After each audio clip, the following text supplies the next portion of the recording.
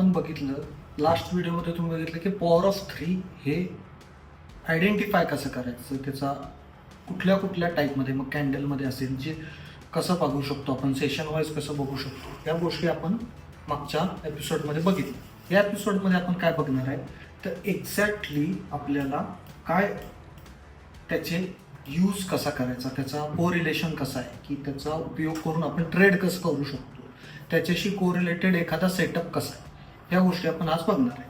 तर त्यातला पहिला आपण पार्ट जो बघणार आहे तो काय आहे, तर कॅन्डल्स आणि सेशन्स.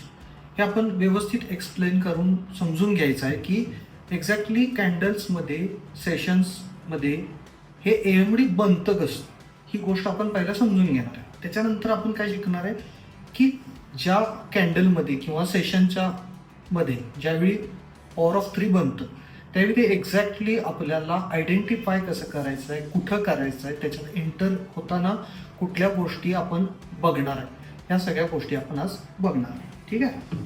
तर आपल्याकडं आहे गोल्डचा डेली चार्ट. पहिला मी काय केलं, डेली चार्टमध्ये गेलो.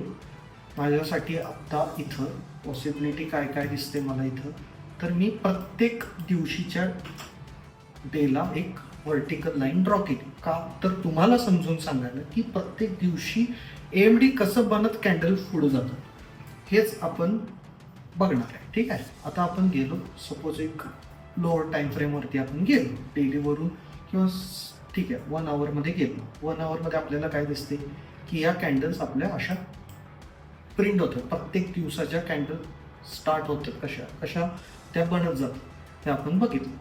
ठीक आहे. आता प्रत्येक जस्ट आपण स्टार्ट करूया higher time frame to lower time frame, आपण ते सगळं डिस्क्राईब करत जाऊया की आपल्याला कशा कॅन्डल्स बनत जातात. ठीक आहे. ज्यावेळी ही कॅन्डल ओपन झाली, ठीक आहे, एखादी एक 1 आवरची ही कॅन्डल होती. ही कॅन्डलचं थोडंसं मी डार्क करतो. ठीक आहे. ज्यावेळी ही कॅन्डल बनली त्यावेळी ती कशी बनली, ज्यावेळी ही कॅन्डल इथं ओपन झाली, जरा थोडंसं झूम करायचं मी ट्राय करतो. ठीक आहे. इथं ज्यावेळी ती कॅन्डल ओपन झाली, ओपन झाल्यानंतर कॅन्डलनं काय केलं, एक फेक मूव्ह दिली, एक फेक मूव्ह दिली. प्राइस कुठं आली, डाऊनवर्ड डिरेक्शनमध्ये आली. हा लो क्रिएट केला कॅन्डलनं. काय केला, हा लो क्रिएट केला. म्हणजे दिवसाची पहिली मुवमेंट काय होती, जर कॅन्डल बुलिश बनणार आहे तर त्यानं काय केलं, पहिल्यांदा एक फेक मूव्ह दिली, एक फेक मूव्ह दिली. त्याच्यानंतर काय केलं प्राइसनं, की या कॅन्डलचा हा लो बनला. या लो बनल्यानंतर, या लो नंतर प्राइसनं काय केलं, एक अशी आपण वीक पकडू याला, की अशी एक वीक फॉर्म झाली असं. ठीक आहे. हा लो बनला. त्याच्यानंतर कॅन्डलनं काय केलं, बॅक टू द ओपनिंग प्राइसला प्राइस परत आला. त्याच्यानंतर प्राइसनं काय केलं, एक अपसाईडला मोमेंटम दिलं. ते दिल्यानंतर प्राइस काय करत गेली, अपसाईडला मोमेंट देत देत देत देत प्राइसनं दिवसाचा एक नवीन हाय क्रिएट केला. दिवसाचा एक नवीन हाय क्रिएट केला. ती कॅन्डल बनताना कशी दिसते आपल्याला, तर ही अशी दिसते. ठीक आहे. आता या पूर्ण कॅन्डलमध्ये ज्यावेळी आपल्याला लोअर टाइम फ्रेम, आपण याच्यापेक्षा एक लोअर टाइम फ्रेम जेव्हा डाऊन साईडला जातो त्यावेळी तुम्हाला काय दिसते, एक लोअर टाइम फ्रेम मध्ये शिफ्ट झाल्यानंतर आपल्याला काय दिसते की प्राइसनं एक पर्टिक्युलर एरिया, या एरियामध्ये प्राइसनं काय केले, प्राइस कन्सोलिडेट झाल्या. प्राइसनं या एरियात काय केली, कन्सोलिडेट केल्या प्राइस. त्याच्यानंतर प्राइसनं काय केलं, एक अपोजिट साईडला फेकआउट दिला, म्हणजे एक अपोजिट साईडला मोमेंटम दिली. त्याच्यानंतर प्राइसनं काय केलं, प्राइसनं त्या स्पेसिफिक एरियाला ब्रेकआउट दिली. ब्रेकआउट दिला म्हणजे तुम्हाला समजेल अशा भाषेत शब्द कळावेत म्हणून मी ही भाषा वापरतो, म्हणजे हे शब्द वापरतोय. अदरवाईज मी या शब्द वापरत मी काय बोललो असतो इथं, की प्राइसनं पहिल्यांदा काय केलं, की ॲक्युम्युलेशन केलं. त्याच्यानंतर काय केलं, प्राइसनं थोडंसं मॅनिप्युलेशन केलं आणि नंतर डिस्ट्रीब्युशन केलं प्राइसनं. ठीक आहे. त्याच्यामध्ये आपल्याला काय बघायला मिळालं, आता हे झालं या दिवशीचं. याच्या आधीच्या दिवशी काय केलं, सेम 60 मिनिट्समध्ये जाऊ आपण. ज्यावेळी कॅन्डल ओपन झाली त्यावेळीची कॅन्डलची पोझिशन ही होती. इथून इथं ही डेलीची एक कॅन्डल आहे.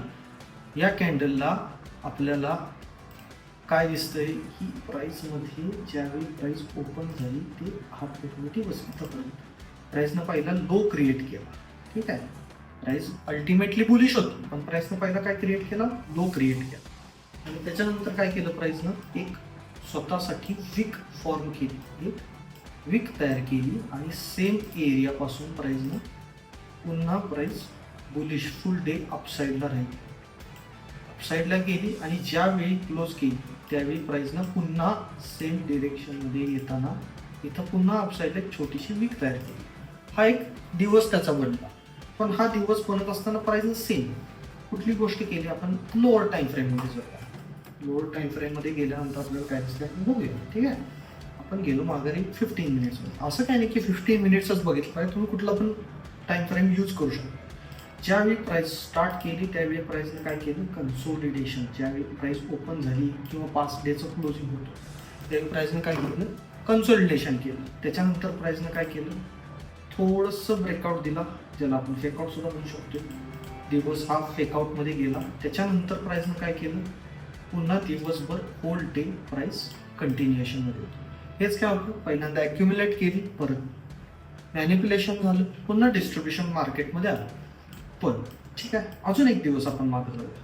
त्यावेळी काय झालं, ज्यावेळी आता मी हायर टाइम फ्रेमची कॅन्डल प्रिंट करत तुमचा वेळ वाया घालवणार मी. काय झालं, प्राईसमध्ये सुरुवातीला प्राईसमध्ये ॲक्युम्युलेशन दिसलं. त्याच्यानंतर काय झालं, डायरेक्ट डिस्ट्रीब्युशन आलं.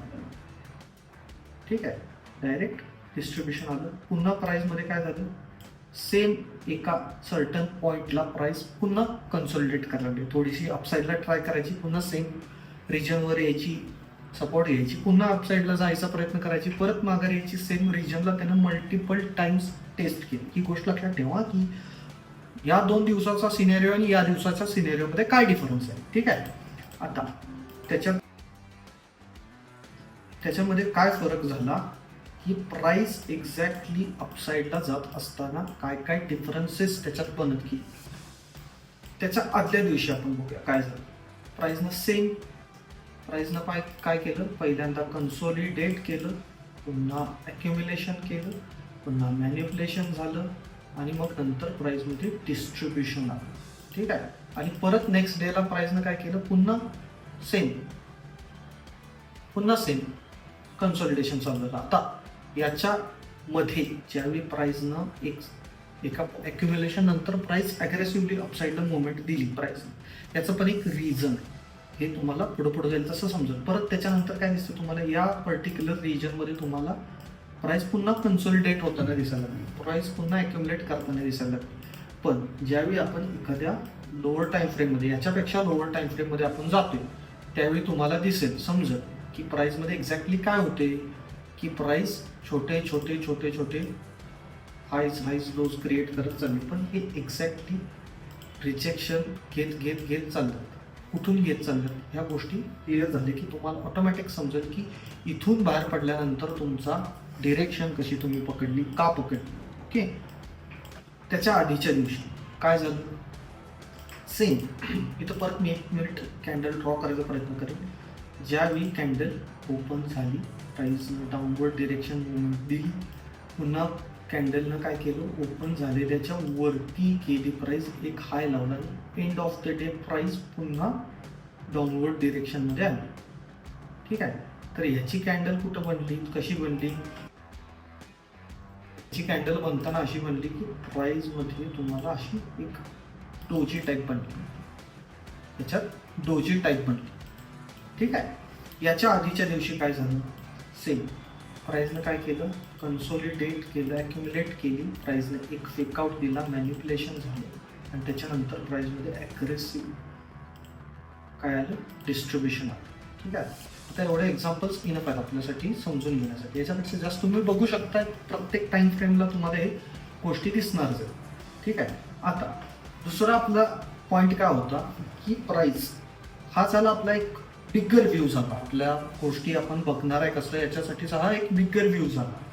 आता या गोष्टीचं कोरिलेशन काय आहे की आपल्या बाकीच्या गोष्टींसाठी काय गोष्टी बनतात, कशा बनतात, कुठून त्या जातात, ह्या गोष्टी बघायच्यात आपल्याला. ठीक आहे, या दिवसाच्या कॅन्डलचं रिजेक्शन, इथं बनणारी लिक्विडिटी ही सगळी जर तुम्ही बघितली, जर तुम्ही लिक्विडिटी टाईप शिकला पुढे जाऊन, तर तुम्हाला लक्षात येईल की वरून येणारी फॅन्टम लिक्विडिटी हंट होणारच होती, पण ही या पर्टिक्युलर एरियामधूनच जाणार आहे. हे कधी कळतं तुम्हाला? पहिला ज्यावेळी प्राइस ॲक्युमुलेट करायला लागल्या, ठीक आहे, त्याच्यानंतर एक टाइम फ्रेम आपण, ठीक आहे असू दे, याच्यातच आहे, ठीक आहे.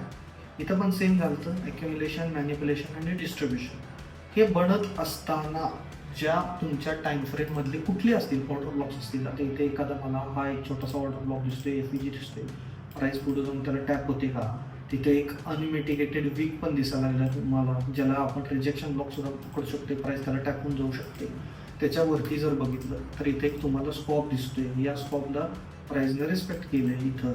असे तुम्हाला कोरिलेशन्स पास्ट डाटामध्ये शोधायचे आहेत. लेफ्ट साईड रॅलीमध्ये तुम्हाला शोधायचं आहे की प्रिव्हियस डेचा असा कुठला लिक्विडिटी पॉईंट असू शकतो ज्याच्यात प्राइस येऊन त्याच्यावरती कन्सोलिडेट करत असेल, किंवा तुम्हाला तिथं तुम्हाला ॲक्युम्युलेशन होताना दिसत असेल, तर ते कुठं शोधायचं तुम्हाला? तर जर तुम्ही हायर टाइम फ्रेमला स्विंग करत असाल, डेलीच्या कॅन्डल्स बघा, डेलीचा पास्ट डाटा बघा. इंट्राडे करत असाल तर इंट्राडेच्या जो पास्ट डाटा आहे तो तुम्ही कशात बघू शकताय? 4 तासात बघा, 1 तासात बघा, 30 मिनिटमध्ये बघा, 2 तासात बघा, कशातही बघा. एक्झिक्युशनचा टाइम फ्रेम वेगवेगळा असू शकतो, ठीक आहे.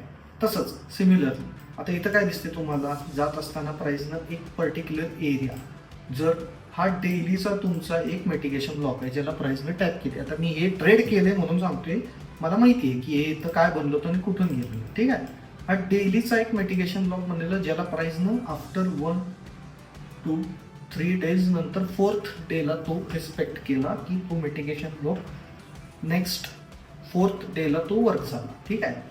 पण एक्झॅक्टली तुम्हाला बघायचं कुठं होतं रिव्हर्सल हे तुम्हाला बाय डिफॉल्ट समजत जाईल पुढं पुढं पुढं पुढं जसं तुम्ही बघत जाल. आता हे कन्सॉलिडेशन काय होतं? हा सेम तुमचा एरिया असू शकतोय रिव्हर्सलचा, सेम. नेक्स्ट पास्ट तुमचा एक POI कुठं बनतोय? इथं बनतोय, ठीक आहे. याच्यानंतरचा POI कुठं बनतोय बघायचं, इथं कन्सल्टेशन आलं पुन्हा. इथं आता मिटिगेशन ब्लॉक माझ्यासाठी कुठला असू शकतो? तर हा माझा मिटिगेशन ब्लॉक असू शकतो. त्याच्यानंतर पुढचा या पार्टसाठी माझा कुठला असू शकतो? सिम्पली राहू देतो, म्हणजे मिटिगेशन ब्लॉक वगैरे तुम्हाला आता नाही समजत नाही, सोडून द्या. पास्ट एक ऑर्डर ब्लॉक बघायचा तुम्हाला प्रिव्हियस डेचा, सगळे मार्क करा, बघा तिथं त्याच्यावरती कुठं प्राइस कन्सोलिडेट ॲक्युमुलेट करायला लागेल, तिथं तुम्ही ट्रेड प्लॅन करू शकताय सिम्पली. आता एक सेकंड जर तुम्हाला सांगायचं म्हटलं, ज्यावेळी तुम्हाला हे तर समजलं की प्राइस रिव्हर्स कुठनं करणार आहे, कशी करणार आहे, ठीक आहे. आता तुम्हाला काय बघायचं आहे की सिम्पली ज्यावेळी प्राइस तुमच्या ॲक्युम्युलेशन वाल्या एरियाला क्लोजिंग दी, ॲक्युम्युलेट झालेल्या एरियाला क्लोजिंग दी, त्यावेळी काय करायचं? सिम्पली त्याच्या रिटेस्टवरती प्राइस येते परत सेम लेवलला परत येणार आहे, सेम जे मॅनिप्युलेशनचा एरिया होता त्याच्या खाली तुम्ही स्टॉप लॉस ठेवून पहिलं तुमचं इनिशियल टार्गेट ठेवू शकता, जे ॲक्युम्युलेशन ब्रेकच करणार आहे. तिथनं पुढं डिस्ट्रीब्युशन येणार आहे, जो मग प्रिव्हियस हायची लिक्विडिटी असेल, प्रिव्हियस मंथची, प्रिव्हियस वीकची, जे पण टाईम फ्रेम, जे पण स्टाईल तुम्ही वापरताय त्या स्टाईलनं तुमचा तिथं टार्गेट तुम्ही सेट करू शकताय.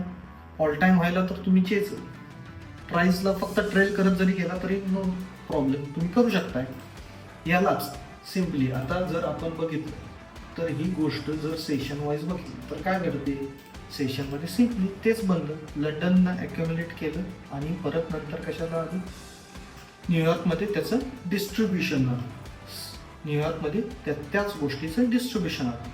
सेम गोष्टी तुमच्या प्रत्येक सेशनमध्ये सुद्धा घडतात. जी लोक इंट्राडे करतात, मी स्वतः इंट्राडे करतो, मी काय करणार? एक सेशन एंड झालं, प्रिव्हियस सेशन जर स्वीप होत असेल तर मी त्याच्या नेक्स्ट सेशनला डिस्ट्रीब्युशन बघणार. सिम्पल आहेत गोष्टी, जास्त कॉम्प्लिकेटेड नाही आहेत. याच्यापेक्षा या जर डीपमध्ये याचे जे सेटअप्स आहेत या गोष्टी, आता एक सिम्पल मी तुम्हाला सेटअप सांगितलं, बॉक्स सेटअप जे यूट्यूबवरती फेमस आहे, तुम्ही बघू शकताय. पण ह्याच्यापेक्षा एसएच छोटे करताय तर डॉट एंट्री तुम्ही फाइंड आउट करू शकताय. पण त्यासाठी तुम्हाला भरपूर प्रॅक्टिस करायची गरज आहे. या गोष्टी सेशन्सची को रिलेशन तुम्हाला मी इन शॉर्टमध्ये सांगितलं. जर तुम्हाला सेशन्स वगैरे कधी ओपनिंग क्लोजिंग या फंडात पडायचं नाही आहे, सिम्पली हायर टाईम फ्रेममध्ये जावा. हायर टाईम फ्रेमची एखाद्या लिक्विडिटीवर प्रिव्हियस डेच्या तुम्हाला ज्यावेळी प्राईस दिसेल त्याच्या आधी ॲक्युम्युलेशन झालेलं दिसेल, तुम्ही सिम्पली त्या एरियाला तुम्ही सपोर्ट पकडून तुम्ही ट्रेड करू शकताय आणि चांगले तुम्हाला ट्रेड सापडतील सुद्धा. ठीक आहे, थँक्यू. तुम्ही असंच प्रॅक्टिस करत राहा. तुम्हाला कसे आउटपुट येईल, प्रॉफिट लॉस हे सगळं सोडून द्या. तुम्ही तुमचा 100% लर्निंगवरती द्या, बाकी सगळं स्वामी बघून घेतील. तुम्ही फक्त तुमच्या एज्युकेशनवरती, बॅक टेस्टिंगवरती, या गोष्टींवरती लक्ष द्या. रिझल्ट्स 100% येतील. तुम्ही फक्त कंटिन्युएशन ठेवा, ऑटोमॅटिक तुम्हाला त्याचे रिझल्ट्स येतील.